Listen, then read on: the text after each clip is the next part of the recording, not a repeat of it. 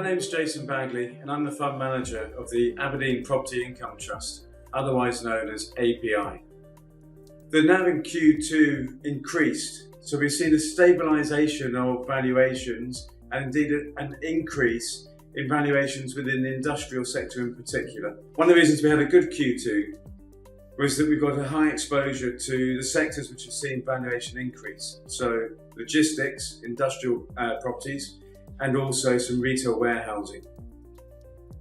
We're in a period of transition at the moment, and so some of the actions we've taken to ensure we've got a portfolio with very good environmental credentials is also beginning to benefit in the valuation performance we're seeing. Hi there, my name is Mark Blyth and I'm the Deputy Fund Manager on the Aberdeen Property Income Trust. One of the other key drivers that we saw in terms of the NAV performance in Q2 was the amount of letting activity that happened across the portfolio. We had quite a fantastic quarter. We did a lot of work and a lot of transactions which really drove the performance on. Particularly, we had a lease re-gear in one of our industrial sheds in Cambuslang, just outside Glasgow, where the rent was secured was 20% above the valuation. We also had a lease renewal in one of our leisure scheme in North London, where again we extended the term with our occupier at a rental level that was above the valuation. We also achieved practical completion on our industrial funding in St Helens, which reached practical completion and the lease therefore completed, which is a fantastic income stream. It's a 15-year lease to the local council, St Helens Borough Council, with indexation. So some three fantastic deals there. But what was probably most pleasing across the quarter was the activity within our office portfolio. We contracted on 7 different lettings across 4 different buildings in the portfolio. And we secured just under £1.2 million worth of rent across those 7 deals. And this is within a really tough occupational market. The office sector it's got its headwinds. So the fact that we were able to complete those seven transactions is testament to the hard work of the asset management team, and also the fact that our offering in terms of the assets that we have are meeting those occupier needs. When you take into account all of the deals, all the transactions that we have either completed or exchanged on, the vacancy rate will have dropped substantially across the portfolio. So at the beginning of the year, it was just under 10% at 9.8%. That was the vacancy rate. And with all these deals, when they all finally complete, that will be down to about 4.5%, which is largely in line with our long-term expectations for the portfolio. So some really fantastic progress there, which will drive income across the trust. So we undertake a valuation process where every asset is valued on a quarterly basis by an external valuer, Knight Frank. I'm sure many people will have heard of Knight Frank as an organisation, very experienced, and they value a large percentage of the market. So they've got a huge ability to see all of the transactions happening and to apply their expertise to our valuations. We don't participate in setting the valuations themselves. At the moment, we're obviously in a transactional market which is rather difficult. High interest rates and high inflation and expectations about changes to the economy have meant that the trading volumes across the market are lower than usual. And that does mean that there is a bit more uncertainty, but nothing like we've seen in the past, perhaps at the same time as COVID. So we think that the valuations are a fair reflection of what assets could trade for. Office demand has obviously been something which many people are talking about at the moment. And frankly, we don't know what the final answer is going to look like yet. There's still a lot of change going on. So what do we focus on? Well, we focus on what we believe are the fundamentals impacting on office demand. I'm going to start with 2 or 3 and then I'm going to hand across to Mark, who is going to talk about some of the more asset level aspects. So the return to office is generally increasing. It's still lower than pre-COVID, but for many organisations, they've got people in most days of the week, but people only coming in them individually for maybe 2-3 days. Some obviously a bit more, some a bit less.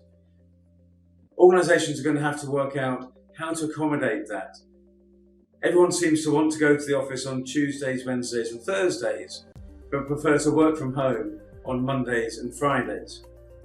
Perhaps those are the days closest to the weekend, and work from home isn't the right description, and it's why companies are increasingly trying to get people back into the office more of the time, because productivity has been suffering for them.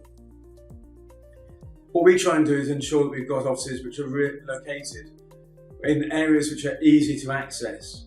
So we're very strong believers of in town rather than out of town, with great transport links. If you think about most towns and cities of the UK, transport comes into the centre from all around, and therefore means that people can live where they choose to, but access their place of work quite easily.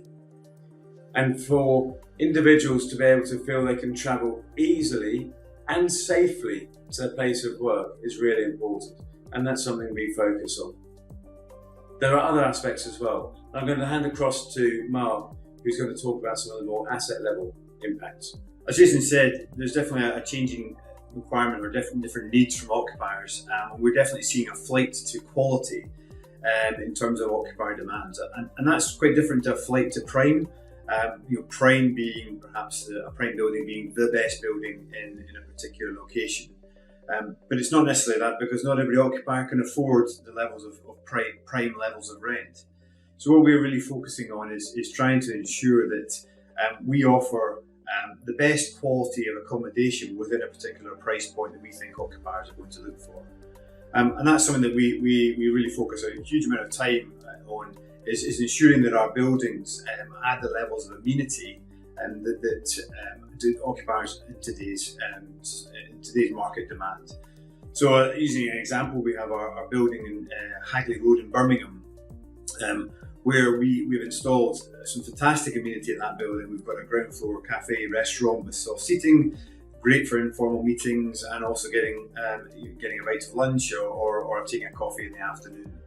We've also installed some communal meeting rooms which the tenants can come and use, one of those being an auditorium, which is fantastic for larger gatherings, and occupiers who might not want to have that space within their own space in the building, they can make use of that as they see fit. In addition, we've added cycle storage and changing rooms and showers. All of these are amenities that occupiers are looking for as a way of encouraging their staff back into the office. In addition to that amenity, ESG, or environmental, social and governance factors, are definitely playing a larger part in an occupier's decision-making process. Yes, the amenity has to work at the right price point for that occupier, but also their social conscience is definitely coming into play, and it's something that they are looking to investigate when they are looking to take new space.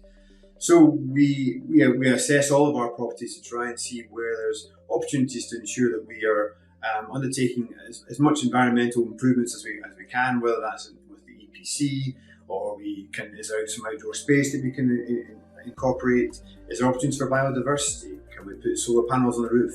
All of these things are aspects that we look at within the building, and then within the framework of the life cycle of that building, we look to incorporate those into the business plan.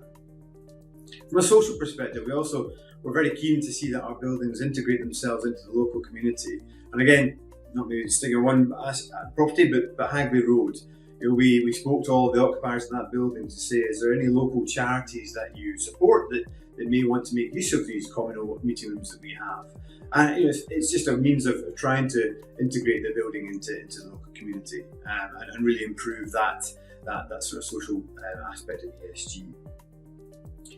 Lastly, I think is flexibility. I think it's really important for occupiers to have flexibility. As Jason mentioned about the levels of uncertainty within the occupational markets, occupiers like flexibility in case their plans change.